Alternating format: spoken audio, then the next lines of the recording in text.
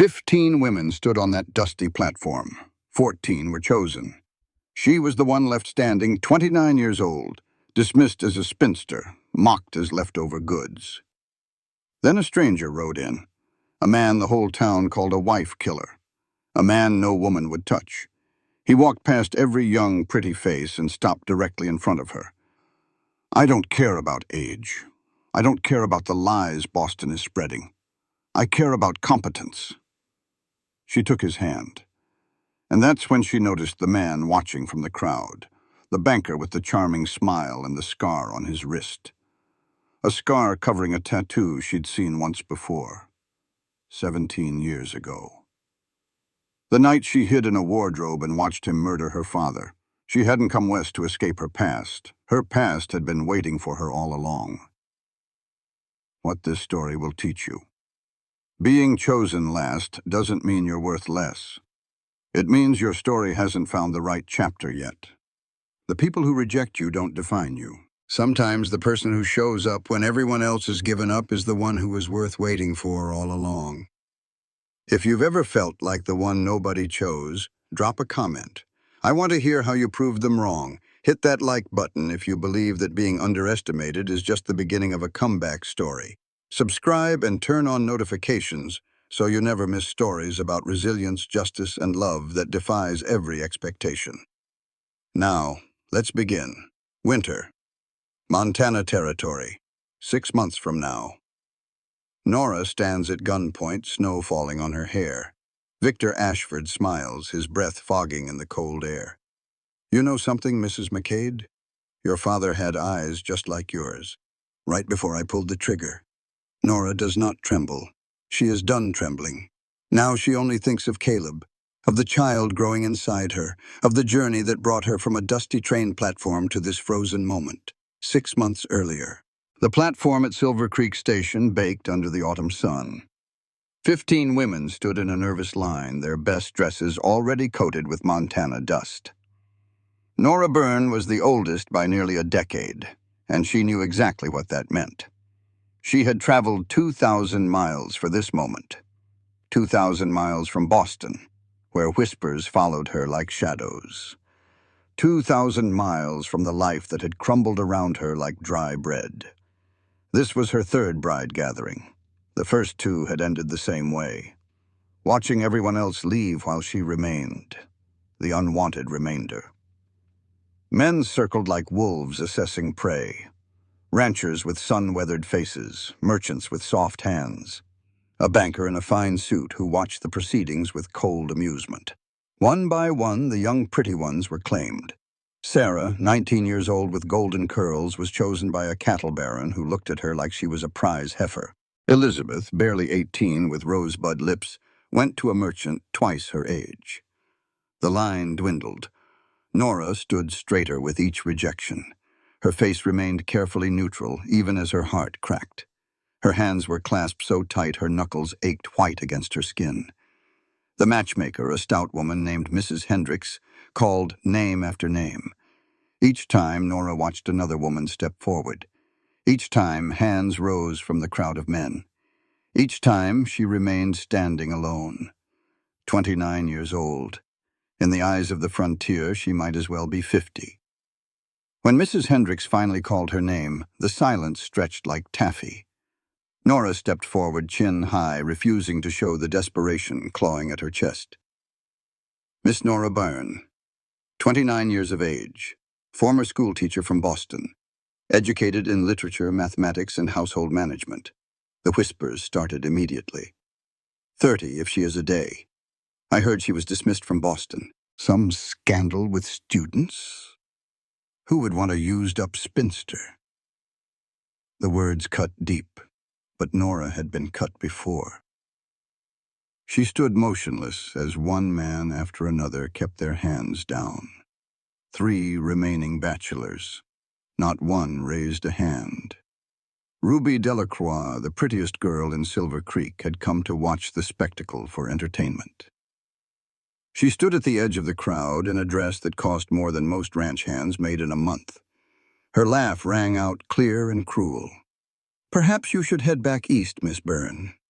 They specialize in taking in leftover goods there. The crowd tittered. Some looked away in embarrassment. Others stared with open pity, which was somehow worse. Nora's cheeks burned, but she did not drop her gaze. She had promised herself that much. Whatever happened, she would not look down. Movement at the edge of her vision. A man emerged from the crowd, impeccably dressed in a fine gray suit, silver-streaked hair, the picture of distinguished concern. He approached her with practiced sympathy. "Miss Byrne, this is most unfortunate. A woman of your obvious quality, overlooked by these simple ranchers." His voice was smooth as oiled leather. His smile was warm, but something about him made Nora's skin prickle with unease. "I am Victor Ashford," he continued. "I own the bank here in Silver Creek. Perhaps I might be of assistance. I have connections, resources. A woman in your position should not be without options." Nora thanked him politely, but firmly declined. As she spoke, she noticed his wrist where his sleeve rode up. A patch of scarred, mottled skin. Burn scar. Oval-shaped. Her heart stuttered. 17 years ago, she had been 12 years old, hiding in a wardrobe, watching through the slats as a man murdered her father. She had seen his face only in shadow, but she had seen his wrist clearly in the moonlight. A tattoo, a scorpion, black and detailed, its tail raised to strike. The man who killed her father had that tattoo in the exact spot where Victor Ashford now bore a scar. She told herself it was coincidence. It had to be. Hoofbeats. A black horse thundered toward the platform, scattering the lingering crowd.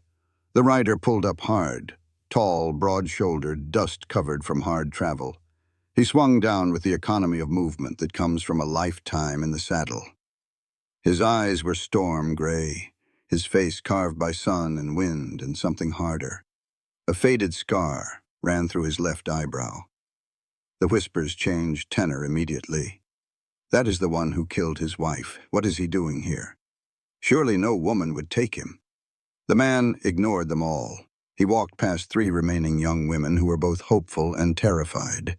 He walked past Ruby Delacroix, whose mouth dropped open in shock. He stopped directly in front of Nora. "You are Nora Byrne, the school teacher?" "I am. I am Caleb McCade. I need a wife who can read, write, manage accounts, and is not afraid of hard work. I do not care about age. I do not care about whatever lies Boston is spreading. I care about competence." He offered his hand. "If you are willing, we will be married in 3 days." The silence was absolute. Then the gasps began. Nora looked at this hard-faced stranger offering her what no one else would. She looked at the sneering crowd, at Ruby's dropped jaw, at Victor Ashford's face, which had gone rigid with something that looked like carefully controlled fury. She thought about the scorpion scar. She thought about going back to Boston with her tail between her legs. She thought about spending the rest of her life as a burden on her sister, pitied and dismissed, and slowly forgotten. She took Caleb's hand. "I am willing." The town erupted, but Nora was not watching them anymore. She was watching Victor Ashford's eyes, cold and calculating as they tracked her walking away with Caleb McCade. That night at the boarding house, Nora found an envelope slipped under her door. Inside was a single sheet of paper with words written in an elegant hand. "I know who you are, and I know what you are looking for. Be careful whose hand you take, Miss Byrne. Some men have blood on theirs, no signature, no identifying marks." Nora did not sleep that night.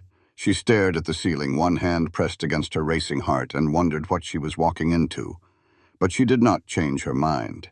Some chances only come once, and Nora Byrne was done waiting for the world to choose her. It was time to choose herself. The journey to Blackwood Ranch took 2 hours on horseback through vast Montana emptiness. Caleb McCade spoke little, offering only practical information. The ranch was 10 miles from town. He ran 200 head of cattle. Winter came early and stayed late. Nora studied him from behind as they rode, the rigid set of his shoulders, the way his hands rested easy on the reins despite the tension in his back, the scars visible on his knuckles when he adjusted his grip. A man of violence? Or a man who had survived violence? She did not know yet. She was not sure she wanted to know. The landscape unfolded around them in shades of gold and brown. Autumn had stripped the trees bare and the grass had gone dry and brittle. Mountains rose in the distance, their peaks already white with early snow. The sky seemed bigger here than it ever had in Boston, more demanding somehow. "You do not talk much," Nora observed. Never saw the point in filling silence with empty words. Fair enough. They rode on. After another hour, the trail crested a rise, and Nora caught her breath. Blackwood Ranch sprawled across a valley. It was larger than she had expected, more prosperous. A substantial two-story house with a wraparound porch, a massive barn, corrals with horses moving like shadows behind the fence.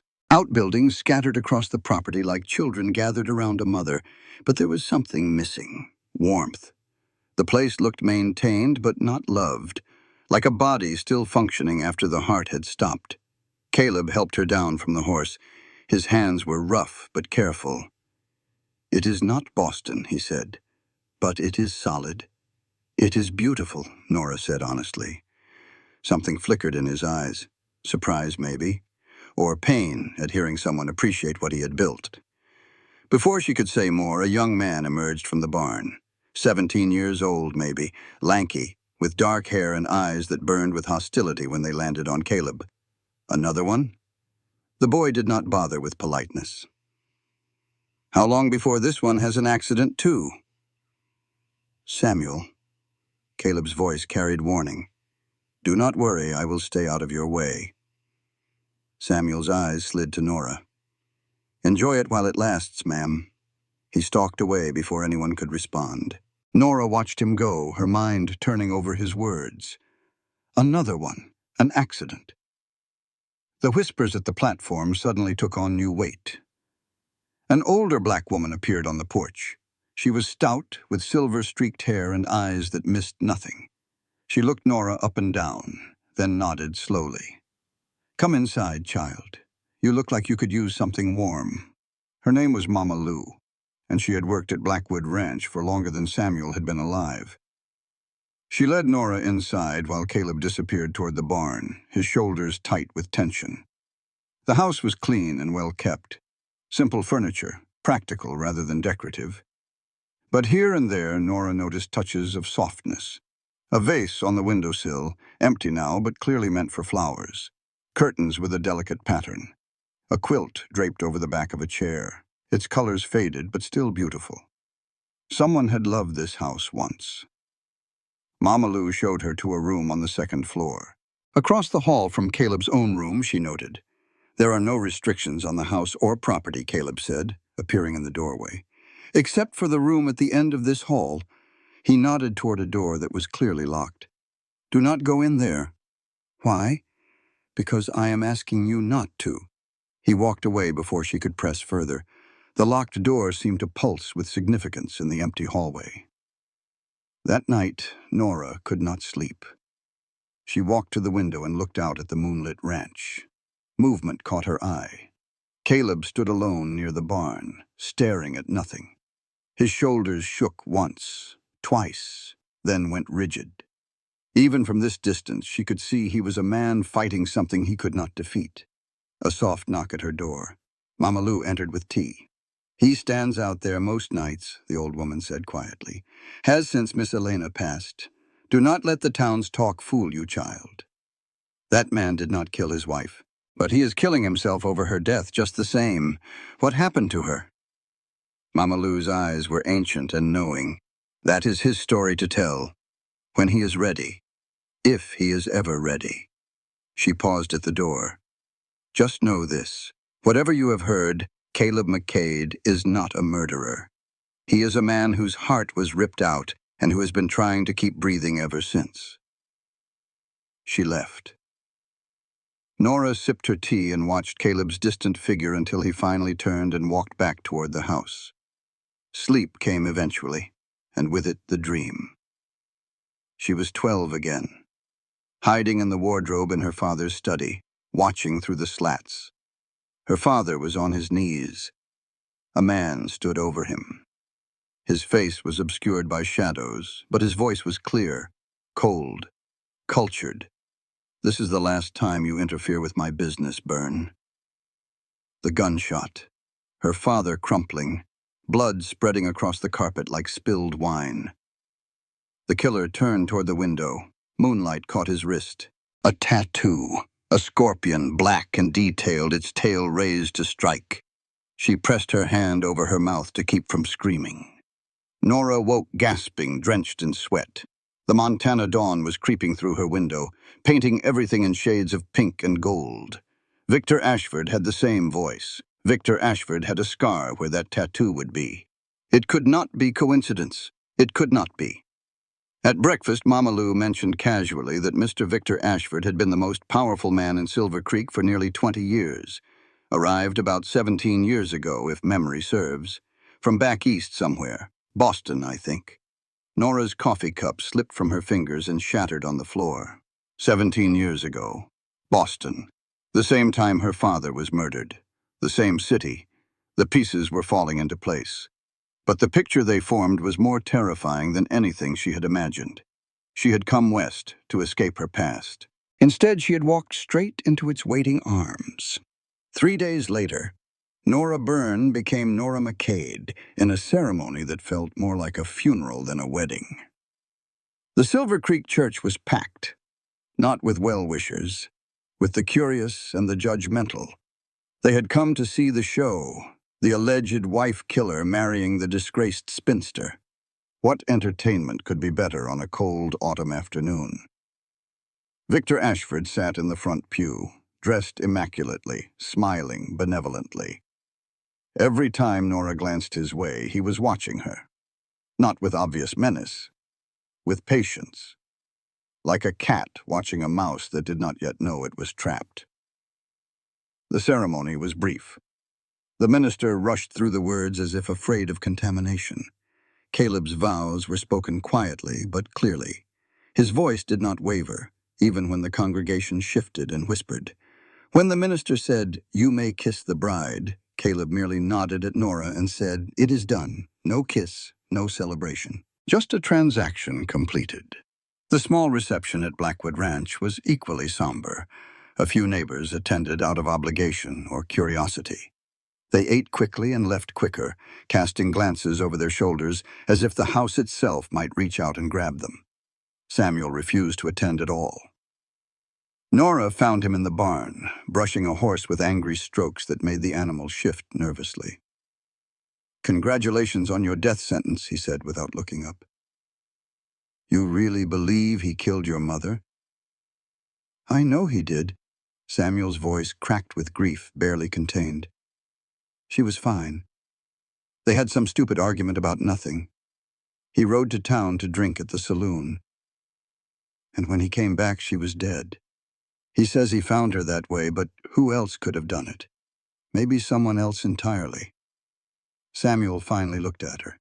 His eyes were red-rimmed, young, furious, grieving. Then why will he not fight? Why did he let the whole town believe it? An innocent man fights back. Nora did not have an answer. She had been wondering the same thing. That night, she stood in the bedroom that was now technically hers. Two people who were strangers in every way that mattered, now legally bound. Caleb stood at the window, his back to her. Moonlight outlined his broad shoulders, the tension in his spine. "I will sleep in the chair," he said. "This marriage is an arrangement. I will not touch you unless you want it.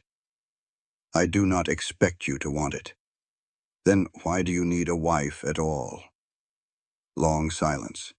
The kind that weighs heavy enough to press down on your chest. A single man cannot hold land in Montana territory, not against men like Victor Ashford who will use any legal trick to take it. His voice dropped. "And because I am tired, Nora, tired of silence, tired of being hated. I thought maybe—" He stopped himself. Whatever hope had flickered in his voice died before it could fully form. "It does not matter what I thought."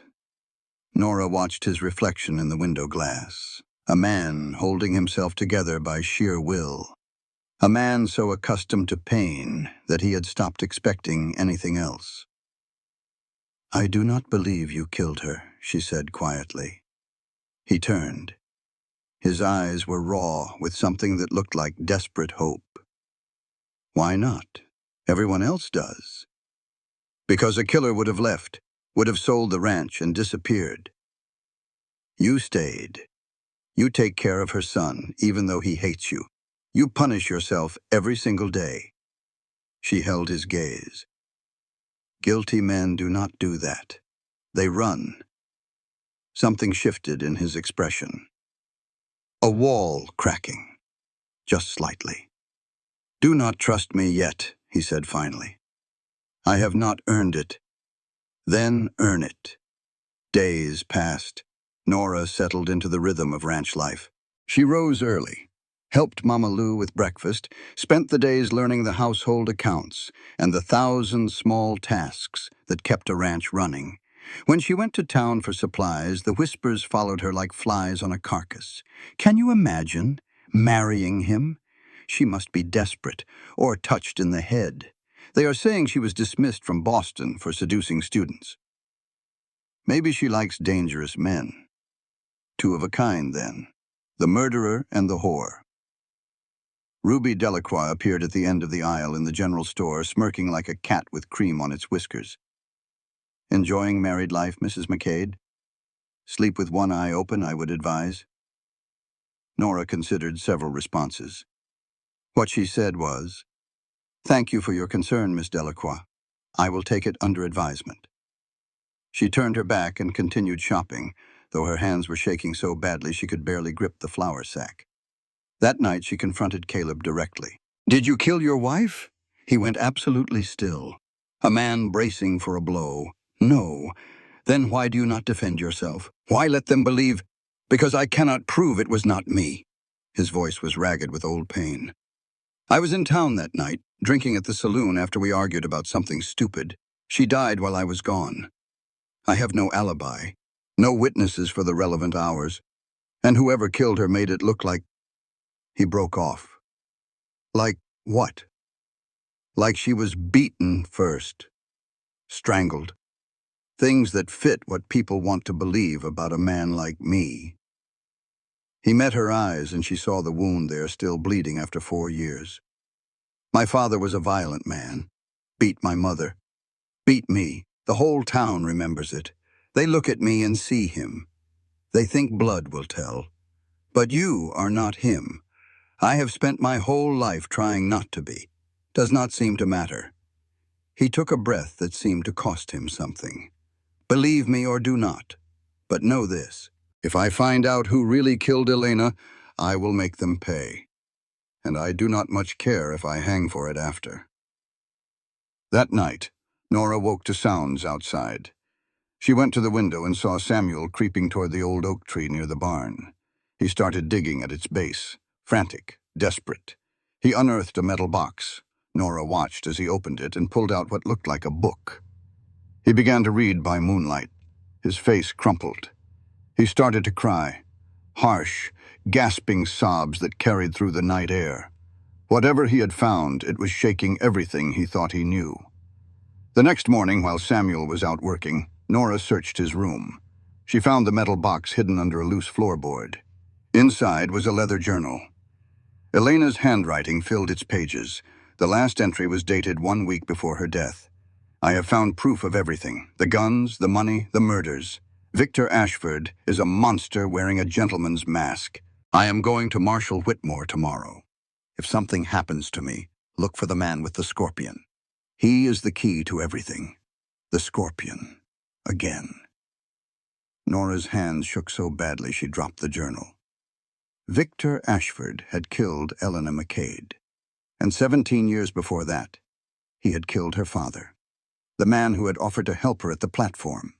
The man who controlled Silver Creek. The man whose eyes followed her with the patience of a predator who knew his prey had nowhere to run. She had married into a house of secrets. And now she was beginning to understand that those secrets could get them all killed.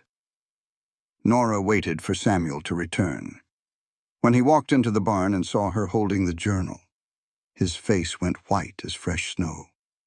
"Where did you—" "That is private. Your mother wrote about Victor Ashford, about crimes, about a man with a scorpion mark." Nora's voice was steady, even though her heart was pounding so hard she could feel it in her throat. "I need to know what else is in here. Why do you care?" "Because 17 years ago, a man with a scorpion tattoo murdered my father." The words came out before she could stop them. "I think it was Victor Ashford. And I think he killed your mother, too." Samuel stared at her. The hostility drained from his face, replaced by something worse. Desperate hope. "You are not lying." "No." "Then we have the same enemy." They sat in the barn together, heads bent over Elena's pages, reading by the dusty light filtering through gaps in the wooden walls. What emerged was a picture of Victor Ashford that turned Nora's stomach. He ran guns to outlaw gangs throughout Montana and Wyoming. He used the bank to launder the money, hiding illegal profits behind legitimate loans and investments. He had bribed or blackmailed half the town's officials, including Marshal Jonas Whitmore himself. He had ordered the deaths of at least 4 people who threatened to expose him. And Elena McCade had been gathering evidence, planning to send it to the United States Marshal's office in Helena. The journal's last entries grew increasingly frightened. "I told V.A. I would keep quiet if he stopped. He just smiled and said I should be careful around the ranch. Accidents happen in these isolated places. I'm scared, but I have to do what is right." And finally, the entry that made everything clear. "If you are reading this after something has happened to me, do not believe it was an accident. Do not believe it was Caleb. Look for the man with the scorpion. Everything connects to him." Nora pieced together the timeline. Victor Ashford had come to Montana 17 years ago. He had come from Boston. He had arrived approximately 6 months after her father's murder. Her father had been a merchant. A good man who had discovered his business partner was selling weapons illegally. He had threatened to go to the authorities. And then he had been shot in his own study, while his 12-year-old daughter hid in the wardrobe and watched. "Victor Ashford killed my father," Nora said slowly. "Then he moved west and built an empire on the same blood-soaked foundation." She remembered something suddenly. The matchmaker's office in Boston, 3 months earlier. A shabby room with clean walls and a woman named Mrs. Thornton who had smiled too warmly. "I have just the placement for you, Miss Byrne. A town called Silver Creek in Montana Territory. They are desperate for educated women." "Why that town particularly?" "Oh, I have a benefactor there. He likes to help women in difficult circumstances find new starts." Nora understood now. Victor had paid the matchmaker to send her here. He had been watching her for 17 years, waiting. "It is not coincidence," she whispered. "He brought me here." "But why?" Samuel asked. "What does he want with you?" "I do not know. Control, maybe. Some twisted satisfaction in owning the daughter of a man he murdered." She looked at the journal in her hands. "Whatever he wants, he cannot be allowed to get it. We have to tell Caleb." But when she said those words, something in her chest resisted. Samuel wanted to go to Caleb immediately. Nora refused. "We do not have enough proof yet. If we tell him now, he will confront Victor directly. And Victor will destroy him, destroy all of us. But he deserves to know I know what I am doing." Her pride flared. That old wound, that need to handle everything herself. She had spent years being pitied, being dismissed, being helped by people who looked at her with barely concealed condescension. "I have been dealing with Victor Ashford's shadow my whole life. Let me do this my way. It was a mistake. She would pay for it soon." 2 days later, Victor Ashford came to Blackwood Ranch. He arrived in a fine carriage, dressed like he was attending a governor's ball rather than visiting a cattle ranch. He smiled warmly as Caleb came out to meet him, but the warmth never reached his eyes. "Mr. McCade, I am afraid there is a matter of business we need to discuss." He presented papers showing that Caleb owed the bank a substantial sum. Payments that had somehow been misapplied over the past 4 years, interest that had accumulated, fees that had never been disclosed. "You have 90 days to pay in full," Victor said, still smiling, "or the ranch goes to auction." Caleb's jaw tightened until Nora could see the muscle jumping. Those payments were made, on time, every single one. I am sure it is simply a clerical error. But until it is resolved, Victor's eyes slid to Nora, and she felt her skin crawl. By the way, Mrs. McCade, how lovely you look.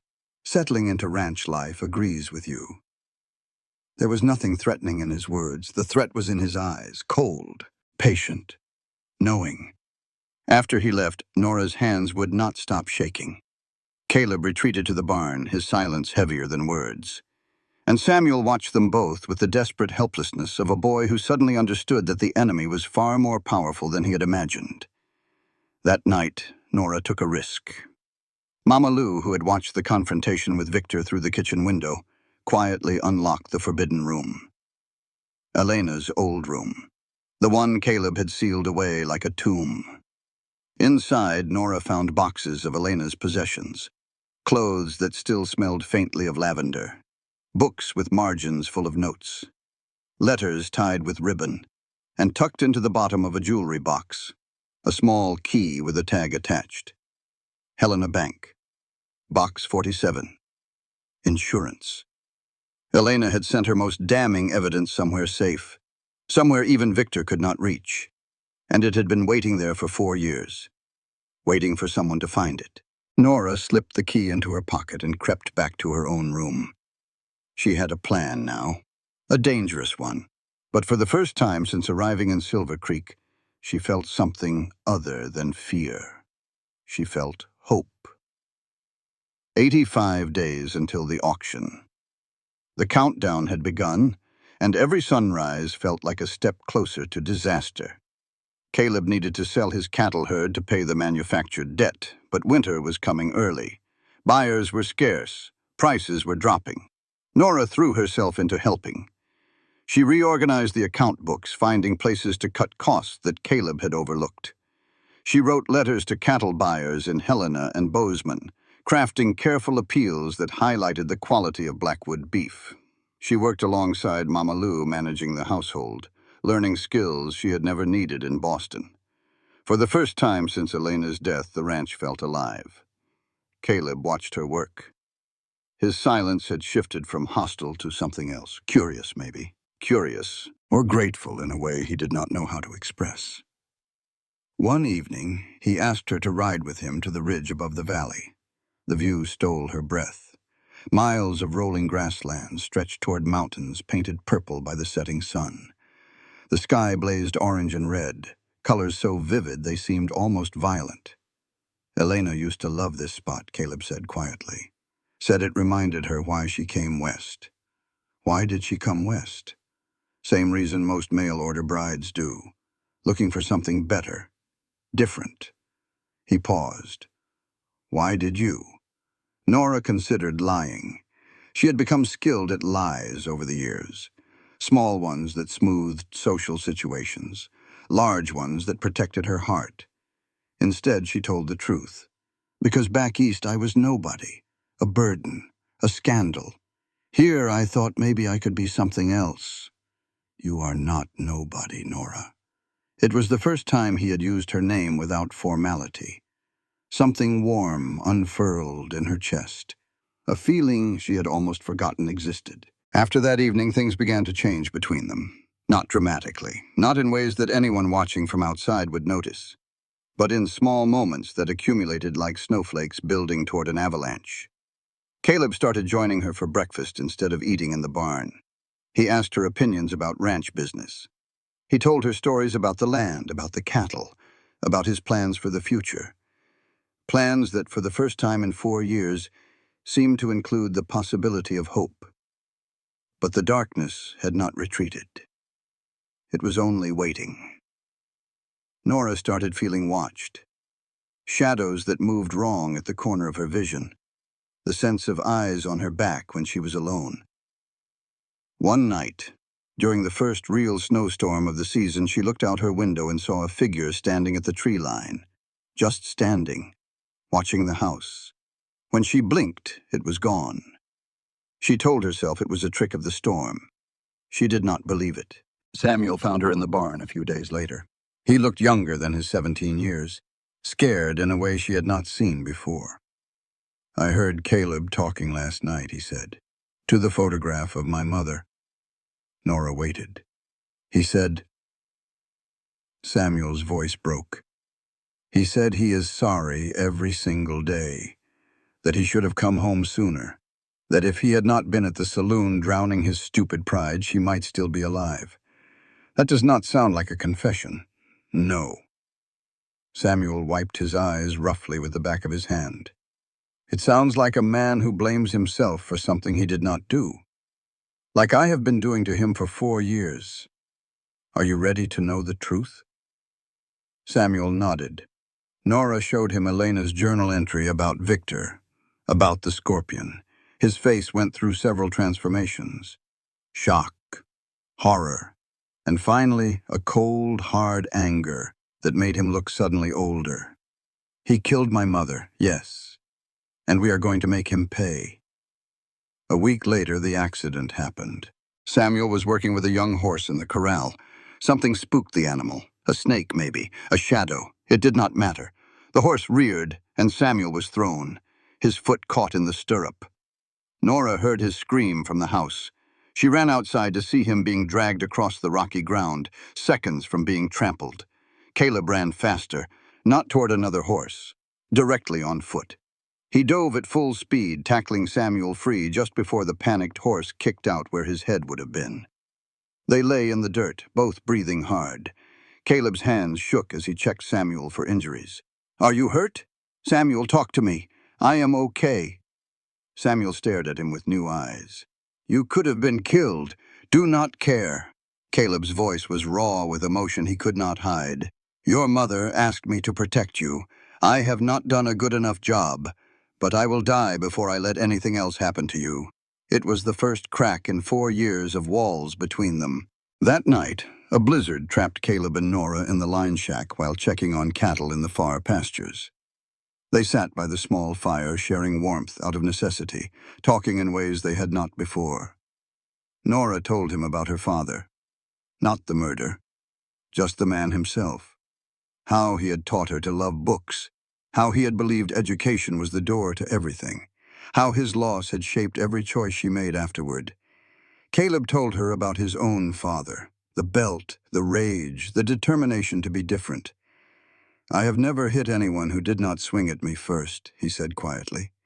"I would rather die than become him. You are nothing like him. How do you know?" "Because a violent man does not look at me the way you do." "How do I look at you?" "Like you are afraid I will disappear. Like you do not think you deserve—" She did not finish. Caleb kissed her.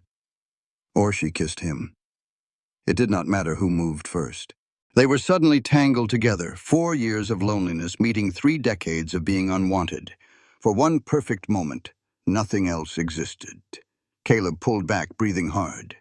His eyes were wild in the firelight. "If we keep going, I will not be able to stop." "Then do not stop. Nora, I am tired of being careful. I am tired of waiting for permission to live." She held his gaze without flinching. "I want this. I want you." They did not leave the line shack until morning. When they rode back to the ranch, everything had changed. Nora could feel it in the way Caleb looked at her, in the way his hand found hers when they dismounted, in the way his smile, so rare before, came easily now. But the feeling of warmth shattered when they crested the last ridge. The main barn was ablaze. Flames leaped toward the gray morning sky, painting the snow orange and red. Smoke billowed in thick black clouds that choked the air. Caleb kicked his horse into a gallop. Nora followed. They found Samuel and Mama Lou fighting the fire with buckets and blankets, a losing battle against an inferno that had clearly been set with purpose. 3 horses were already dead inside. On the wall of the main house, painted in red letters that dripped like blood, was a message: "Murderer's whore. Leave or die." And below it, smaller but unmistakable, was a crude drawing of a scorpion. 75 days until the auction. The barn was salvageable but badly damaged. The 3 dead horses were some of the best in Caleb's herd. worth more than most families earned in a year. The message on the house had already been seen by neighboring ranchers who came to help fight the fire. Word would spread through Silver Creek by nightfall, the scandal would grow, the whispers would sharpen into shouts, and Victor Ashford would sit in his fine office at the bank, smiling his patient smile, knowing that every day brought him closer to owning everything Caleb had built. In the aftermath of the fire, Caleb changed. He went silent, stone-faced. He directed the cleanup without speaking to Nora, without meeting her eyes. He slept in the chair again, keeping distance between them as deliberately as if he had built a physical wall. Nora recognized what was happening. He was withdrawing, building defenses, the mechanism of a man who had learned early that caring meant getting hurt. Marshal Jonas Whitmore arrived to investigate. He was thorough, professional, and clearly going through motions. Nora watched him pocket a piece of cloth that might be evidence. She saw him deliberately avoid examining the tracks that led toward town. When he ruled it vandalism by unknown parties, Caleb did not protest. He just nodded and walked away. 2 days later, Victor Ashford summoned Nora to the bank. She went alone, against every instinct screaming at her to stay away. But she needed to know what he wanted. She needed to understand the game he was playing. His office was elegant, dark wood furniture, leather chairs, a painting of a mountain scene that probably cost more than the ranch earned in a season. Victor sat behind his desk like a king on a throne. "Thank you for coming, Mrs. McCade. Please sit." She sat. Her spine was straight as a rifle barrel. "I thought we should discuss your situation." Victor's smile was warm, reasonable. He looked like a concerned uncle. "You are in a difficult position, married to a man everyone believes is a murderer, living on a ranch that will soon belong to me. Your reputation in tatters. I am managing. Are you?" He leaned forward. "I know you have been asking questions, Mrs. McCade, digging into old records, looking for things that do not concern you. I do not know what you mean." "Of course you do not." His smile did not waver, but his eyes went cold. "Let me be direct. Your father was a thorn in my side 17 years ago. I removed him. Your mother died of grief a year later. Indirectly, I take credit for that too. You are the last burn. I could remove you as well, but I find myself curious. Curious about what?" Nora kept her voice steady, even though her blood had turned to ice. "Whether you are smart enough to survive. Your father was not." Victor stood and walked to the window, presenting his back to her with the confidence of a man who knew he had nothing to fear. "Here is my offer. Convince your husband to sign over the ranch peacefully. In exchange, I will let you both leave Montana alive. You can start over somewhere far away. Forget everything you think you know. And if I refuse, then I will destroy you both, and I will enjoy it." He turned back to face her. His eyes were empty, a predator's eyes. "You have until the auction to decide." Nora did not tell Caleb about the meeting.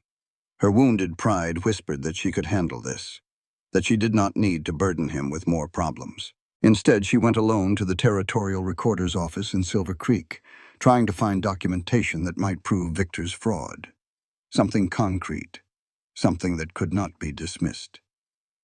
Victor's men were waiting. They did not hurt her, not physically. They simply escorted her back to the ranch and left her at the gate with a message. "Mr. Ashford reminds you that curiosity killed the cat, and the cat's family too."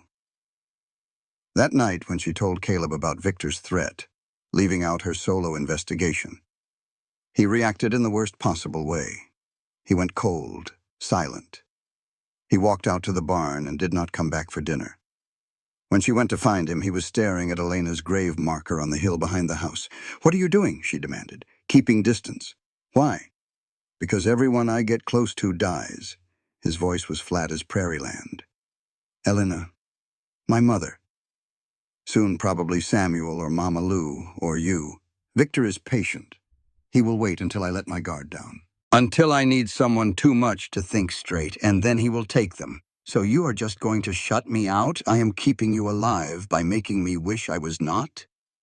He did not answer. He stared at the gravestone, and Nora saw a man who had been broken so many times he was afraid to be whole. She left, not the ranch, just the room. She slept in Elena's old room, surrounded by a dead woman's possessions, and cried herself to exhaustion. 3 days of silence followed. Caleb worked from dawn to dusk. Nora managed the household. They passed each other like ghosts, barely speaking, the connection they had built in the line shack growing colder with each hour. On the 4th day, Mama Lou cornered Caleb in the barn. Nora heard the confrontation from the house. Mama Lou's voice carried through the thin walls. "You are a damn fool, Caleb McCade. Mama Lou, do not Mama Lou me. I watched you break after Elena. I will not watch it again. That woman in there loves you, and you are punishing her for it because you are too scared to lose something again. If Victor Ashford is going to do what he does regardless. The question is whether you face him alone or with someone who is willing to fight beside you. Elena would slap you sideways if she saw this. She did not die so you could stop living." Silence. Then footsteps. Heavy. Slow. That night, Caleb came to Nora's door. She opened it to find him standing there, looking shattered, broken in a way that was somehow more honest than his cold withdrawal. "I am sorry." "For what specifically?" "There is a list. All of it." He swallowed hard. "I have spent 4 years building walls. And in 3 days with you, they started crumbling. It terrified me. It still does. So you pushed me away. It is what I do. What I have always done when things matter too much." He met her eyes. "I am going to do it again. I am going to fail you in ways I cannot predict. But I do not want to lose you because I was too much of a coward to try." Nora considered slamming the door. She considered her own pride, her own hurt. Then she remembered the man who had saved Samuel, the man who had kissed her in the line shack like she was the first real thing he had touched in years. "If you ever shut me out like that again," she said quietly, "I will leave. Not because I do not love you, because I deserve better than being punished for caring. I know. Do you? I am learning." She stepped aside to let him in. It was not forgiveness. Not yet. But it was a door left open. The next morning, Ruby Delacroix arrived at Blackwood Ranch, looking terrified. "Mrs. McCade, I need your help. Victor Ashford has been blackmailing my father for years. He is threatening to destroy us if I do not marry him." She held out a document, a letter from Victor to her father detailing debts and threats. "I hate you," Ruby said bluntly. "You know I do, but I hate him more. And you are the only person in this town who might be crazy enough to fight back. 60 days until the auction." Ruby Delacroix stood in the kitchen of Blackwood Ranch, looking like she would rather be anywhere else in the world. Her fine dress was wrinkled from the hard ride out. Her perfect hair had come loose from its pins, and her eyes, usually sharp with cruelty, were red from crying. "Why should we trust you?" Caleb asked. His voice was hard. "You have made Nora's life miserable since she arrived." "Because I was jealous." Ruby's voice broke. "You think I wanted to be the pretty one? The one men look at like livestock at auction?" She looked at Nora with something approaching respect. "Mrs. McCade got chosen for her mind. No one has ever wanted me for my mind. That is a poor excuse for cruelty, I know. And I am not asking for forgiveness." Ruby lifted her chin, finding steel somewhere beneath the tears. "I am asking for the chance to help burn down the man who has held my family hostage for a decade." She told them everything she knew. Victor's business patterns, his schedule, which officials were on his payroll, and crucially, the location of his most sensitive documents. He keeps a private ledger in his office safe, never lets it leave the bank. If the evidence against your family is anywhere, it is there. 2 days later, Victor played his next card. He had obtained detailed letters from Boston about Nora's scandal and had them published in the Silver Creek Gazette. The article was devastating. Lurid details entirely fabricated about her supposed seduction of students, quotes from witnesses who did not exist, Her dismissal framed as mercy from a headmaster who could have pressed charges. By noon, the whole town had read it. When Nora went to town for supplies, it was no longer whispers. It was open contempt. A woman spat at her feet. A shopkeeper refused to serve her. Children threw stones that left bruises on her arms. Ruby watched from across the street. Then she did something unexpected. She walked over and stood beside Nora, facing down the hostile crowd. "What are you doing?" Nora hissed, choosing a side. Ruby raised her voice so everyone could hear. "Mrs. McCade is with me today. Anyone has a problem with that, they can take it up with my father's shotgun." The crowd dispersed, but the damage was done. The town had turned completely against them. That night, men came to Blackwood Ranch. They arrived masked and drunk, carrying torches that painted the darkness orange. Their voices were ugly with hate. "Send out the whore. Let her answer for her sins." Caleb met them on the porch with a rifle. Samuel flanked him with another. Nora and Mama Lou watched from the windows, ready to shoot if needed. "Get off my land," Caleb said. His voice was calm, the kind of calm that comes before violence. "Or what? Wife killer? You will murder us too?" One man threw a rock. It caught Samuel in the head, opening a gash that bled down his face like a red curtain. Caleb fired into the air. The sound shattered the night. "Next one goes through someone's chest. I have been accused of murder for 4 years. Might as well earn it." They left, but they left behind something that broke Samuel worse than any bullet could have. His dog, the one companion who had never judged him, gutted and draped across the porch rail. A note was pinned to its collar in handwriting Nora recognized. "Next time, it's the boy." Samuel crumpled. He held the body of his dog and sobbed. Harsh, gasping sounds that seemed to tear themselves from somewhere deeper than grief. Mama Lou tended to the gash on his head with shaking hands, and Nora felt something fundamental shift inside her.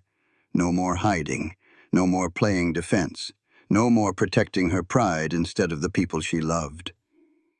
"We end this," she said. "Now," said. Caleb nodded. His eyes were ice over fire. "Tell me what you know. All of it." This time she did. She told him everything. Her father's murder, the scorpion tattoo, her suspicion from the first moment she saw Victor, Elena's journal, the matchmaker who sent her to Silver Creek, Victor's confession in his office. Caleb listened in silence. When she finished, he did not speak for a long moment. "You have known all this for weeks, yes, and you did not tell me. I thought I could handle it myself." "Like your father did?" The words hit like a slap. Nora flinched. "He went against Victor alone," Caleb said quietly. "He died. Elena went against Victor alone. She died. And you thought you would do better by keeping secrets from the only people who could help you. I was trying to protect. You were trying to control.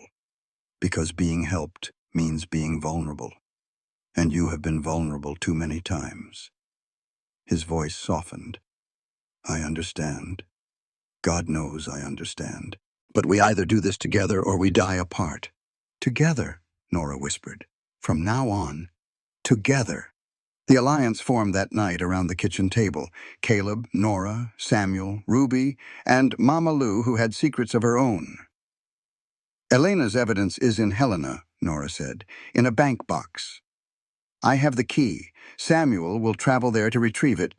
Ruby will continue gathering intelligence from Victor's circle," Caleb added. "I will find the ranchers and miners he has cheated, build potential witnesses. I will pursue the legal angle," Nora said. "Territorial law, evidence requirements, how to make a case that cannot be dismissed." They had 60 days until the auction. 60 days to bring down a man who had held the territory in his grip for nearly 2 decades. Before Samuel left for Helena, he brought Caleb something he had found in his mother's possessions: a small Derringer pistol and a note in Elena's handwriting. "If you are reading this, I am dead." This gun killed the man who attacked me on the Bozeman Road 3 years ago. A man Victor sent.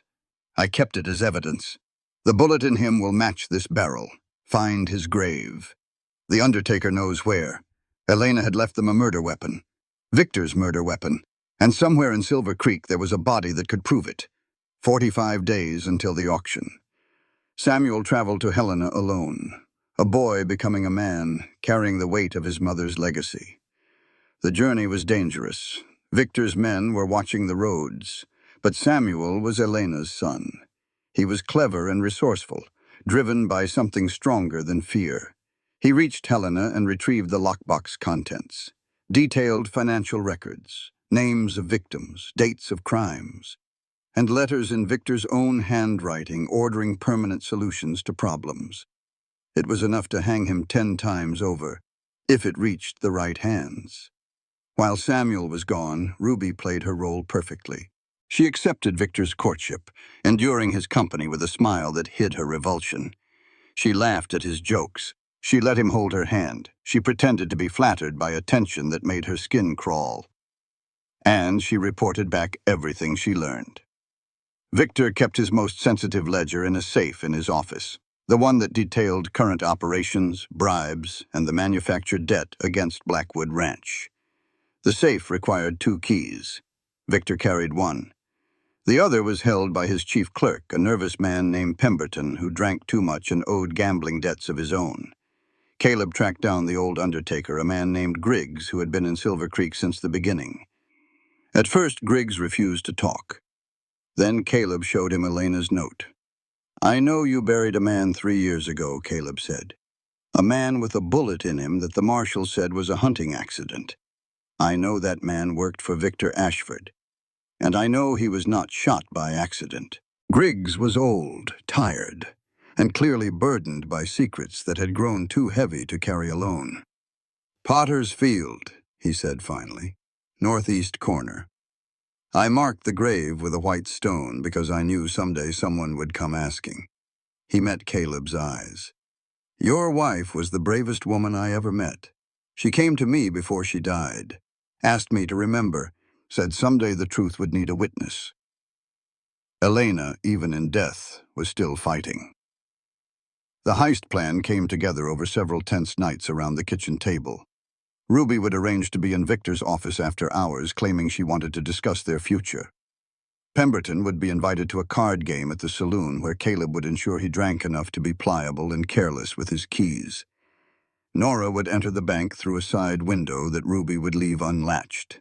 Samuel, just returned from Helena, would keep watch outside. It was dangerous, probably foolish, but they were out of safer options. The night of the heist arrived cold and moonless, perfect for what they needed to do. Everything went according to plan until it did not.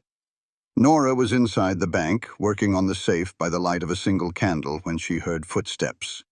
Not Ruby's light tread. Heavier, deliberate. She blew out the candle and hid behind the desk just as Victor Ashford walked in. He did not see her. He went to a different cabinet, retrieved a folder, and began reviewing documents by lamplight. He was muttering to himself. Names, numbers, plans for after the auction. Nora held her breath. Her leg cramped. The safe was half open, the ledger almost in reach. Victor finished his work and left. Nora waited 5 endless minutes, counting heartbeats, before grabbing the ledger and escaping through the window. They had it all now. Elena's evidence from Helena, the current ledger from the bank, the buried body with the bullet, witness testimony from ranchers and miners Victor had cheated. It was enough. It had to be enough. Marshal Jonas Whitmore appeared at Blackwood Ranch at midnight. Caleb reached for his rifle, but Jonas held up empty hands. "I am not here to arrest anyone." His voice was haggard. His face looked older than it had a month ago. "I am here because I cannot live like this anymore." He told them everything. How Victor had held his son's debts over his head for years. How he had been forced to look away from Elena's murder. How he had helped cover up a dozen crimes. "I will not be able to testify in court," Jonas said. "I will hang for what I have done. But I can help you now. Victor is planning something for the auction. He has hired men from outside the territory. Dangerous men. What kind of something? I do not know exactly. But he said if the legal approach does not work, he will take the direct approach. Jonas met Caleb's eyes. He means to kill you, McCade. And probably your wife, too. The auction is just the excuse. Before anyone could respond, Samuel burst through the door. His face was pale as moonlight. Riders coming. At least 10 of them. And they are not stopping at the gate. Through the window, Nora saw torches. Lots of torches. He knows, she whispered. He knows we have the evidence. Victor's voice carried through the night, smooth and reasonable, as if he were discussing nothing more important than the weather. Mr. McCade, Mrs. McCade, I am a reasonable man. Hand over whatever documents you have taken from my bank, and we can discuss this like civilized people. Caleb's answer was a rifle shot that kicked up dirt at Victor's horse's feet. That is my counteroffer. Victor laughed.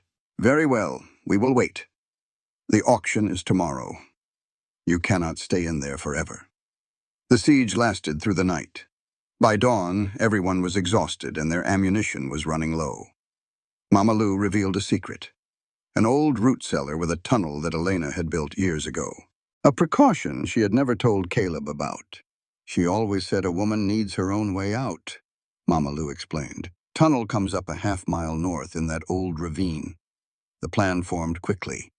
Samuel and Nora would take the evidence and escape through the tunnel. They would ride to Helena, to the United States Marshal's office. Federal law superseded territorial corruption. Caleb would stay behind with Mama Lou and Ruby holding Victor's attention. No, Nora said immediately. I am not leaving you. You are the only one who can present this evidence. You know the law. You can explain it properly. Samuel will protect you on the road. Caleb cupped her face in his hands. I need you to live, Nora, more than I need anything else. If you die, then you will finish what we started. He kissed her, hard and desperate. Go, please.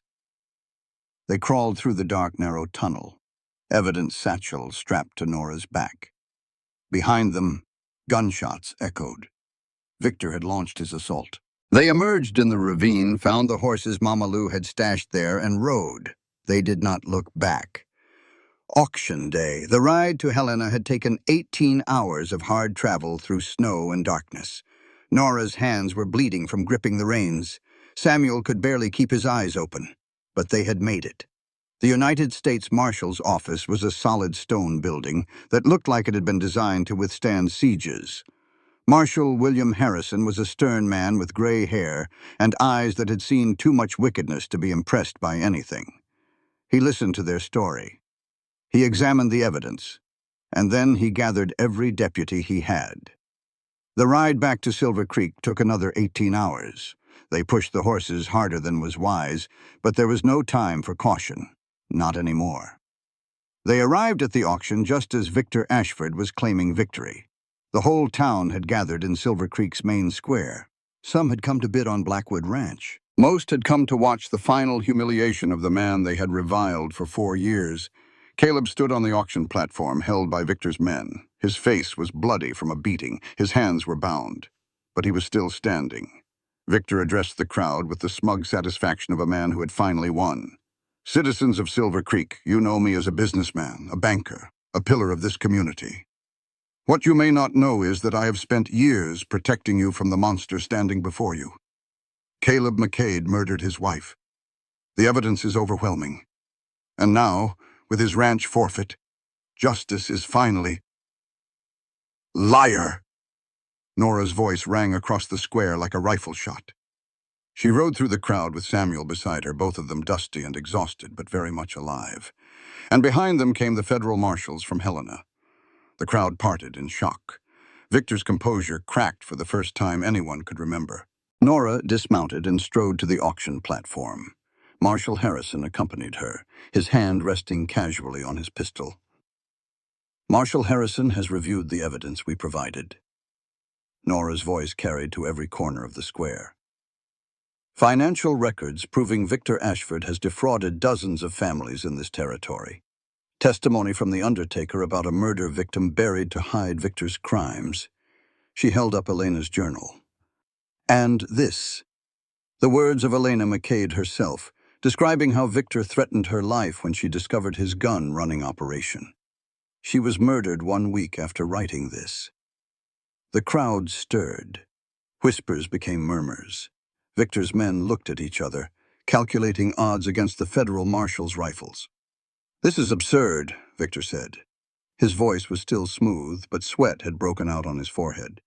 "These documents are forgeries."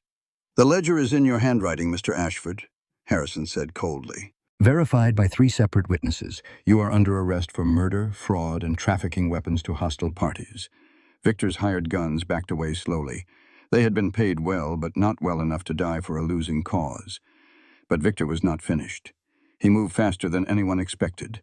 He grabbed Nora, pressing a derringer to her temple. "Nobody moves." "This woman is coming with me." The crowd screamed. Marshals froze with their rifles half raised. Victor backed toward the edge of the platform, dragging Nora with him. His breath was hot against her ear. "Your father begged, you know." At the end. "Begged me to spare your mother, spare you. I let him die knowing I would destroy his whole family. 17 years, and here we are." "You forgot something," Nora whispered back. "What is that?" "My father raised me. And Burns, do not beg." She drove her elbow into his ribs. Not enough to break free, but enough to create a moment's distraction. That moment was all Samuel needed. He launched himself from the crowd, tackling Victor from behind. The gun went off. The bullet grazed Nora's shoulder as she twisted away. Victor and Samuel rolled across the platform, fighting for the weapon. Victor was older but stronger, with the cruel experience of a man who had killed before and would kill again. He pinned Samuel, the gun rising toward the boy's head. "Your mother died screaming." A rifle shot cracked through the cold air. Victor spun away from Samuel, clutching his shoulder. Caleb stood with his bonds cut, rifle steady despite the blood running down his face. "She died brave," Caleb said, "which is more than you will be able to say." Victor Ashford was taken into federal custody. He would be transported to Helena for trial. Crimes of this magnitude required the territorial court. Marshal Jonas Whitmore turned himself in as well. He would face charges for his role in covering up Victor's crimes, but his cooperation would be noted. "I should have done this years ago," Jonas said quietly to Caleb. "Every day I stayed silent. I died a little more. Elena would have forgiven you. Elena was better than any of us deserved." The crowd dispersed slowly, stunned by revelations that had shattered everything they thought they knew. Some approached Caleb with awkward apologies. He accepted them without warmth. 4 years of hatred could not be erased by a single day of truth. But when Ruby came to Nora, crying, saying she was sorry for every cruel word, Nora surprised herself. She hugged her. "We survived. That is what matters now." That night, as the doctor bandaged her shoulder wound, Nora felt a strange flutter in her stomach. Not pain, something else. She counted back the weeks. Since the line shack, since the blizzard, since the first time she and Caleb had truly been together. Her hand went to her belly. Oh, 1 year later. Spring. The schoolhouse stood on a small rise on Blackwood Ranch land, painted white with green trim. 20 children sat at desks Caleb had made with his own hands, their faces eager, their slates ready. Nora stood at the front of the room, her daughter sleeping in a cradle by the window. "Today we are going to learn about something important," she said. "The power of truth. Can anyone tell me what truth means?" Hands shot up. Among them were the children of miners Victor had defrauded, the children of ranchers he had nearly destroyed, 3 children from the Delacroix family, Ruby's younger siblings, finally receiving the education their sister had never had. The truth was what the small voices offered. The truth was what Nora taught. And every day she watched these children of Silver Creek grow into something their parents had never dared hope for. Samuel had left for Helena 3 months earlier.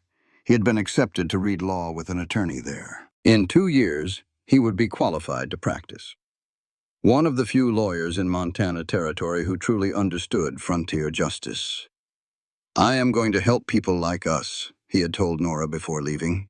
People who get crushed by men with money and power. People who need someone to fight for them. Your mother would be proud. So would my father.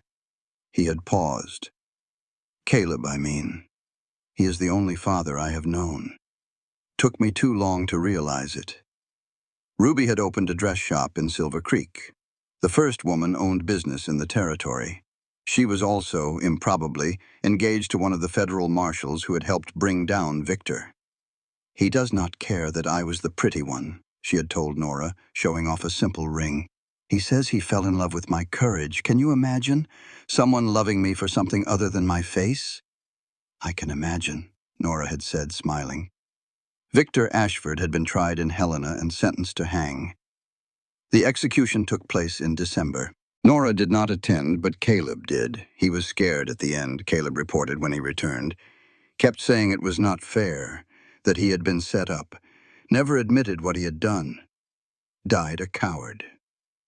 Was it enough? Watching him die? Caleb was quiet for a long time. No, nothing brings them back. Elena, your father, all the others. But at least he cannot hurt anyone else. Jonas Whitmore was sentenced to 5 years in the territorial prison at Deer Lodge. His cooperation during the arrest and trial had been noted, and he would likely serve only 3. His son, freed from the gambling debts that Victor had held over them, visited every month. When he gets out, Jonas had written to Caleb, I am going to find somewhere quiet and try to remember what being a good man feels like. It has been too long. Spring wildflowers covered the hillside where Elena was buried. Nora visited with Caleb carrying their daughter, 4 months old. Named Elena Rose. She would love this, Caleb said quietly, watching Nora place flowers on the stone. You here, the baby, everything. I think about her a lot, Nora admitted. Whether she would approve of me, whether she would think I was worthy of all this, she would think you were exactly right. Caleb wrapped an arm around her. Elena believed in second chances, in people being better than their worst moments, in love finding its way through the darkest places. Is that what we are? Second chances? I think we are exactly what we need to be. On Nora's desk in the schoolhouse, 2 photographs sat side by side. Her father, James Byrne, a formal portrait taken when she was a child showing a serious man with kind eyes. Elena McCade, laughing in the sunshine, captured in a moment of joy that Caleb treasured. These 2 people had never met. They had lived in different worlds, died years apart, victims of the same man's evil. But somehow, impossibly, their deaths had led Nora to this place. Their sacrifices had made possible everything that came after. Some people die so others can live, and some stories end so that new ones can begin. Evening fell soft and golden over Blackwood Ranch. Nora sat on the wraparound porch, baby Elena sleeping in her arms.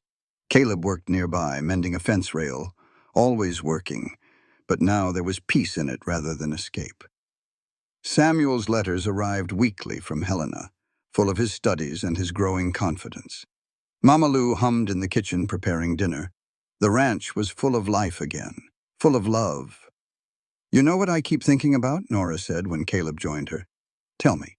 That woman on the platform, the one everyone rejected, the one they called leftover goods and old maid and worse. She looked at him. She was so certain her story was over, that she had missed her chance at everything that mattered.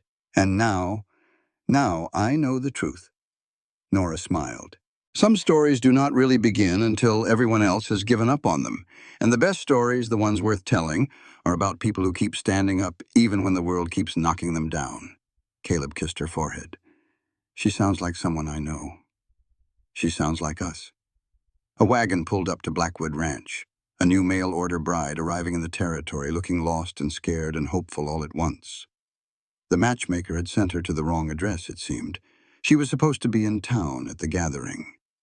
Nora walked out to greet her. I am Mrs. McCade. You look tired. Would you like some water before you head to Silver Creek? The young woman clutched her valise like a shield. Her eyes were wide with something that might have been fear or hope, or both. You are the one from the stories, are you not? The woman who faced down Victor Ashford. The schoolteacher who... I am just a woman who got lucky. Nora smiled. Come inside. I will tell you what I know about this territory. The truth, not the rumors. And then if you want, I will give you some advice about those gatherings. What advice? Nora looked back at Caleb, at baby Elena, at the ranch that had nearly killed them, and ultimately saved them. Do not be afraid to be the last one chosen. Sometimes the person who shows up late is the one who is worth waiting for.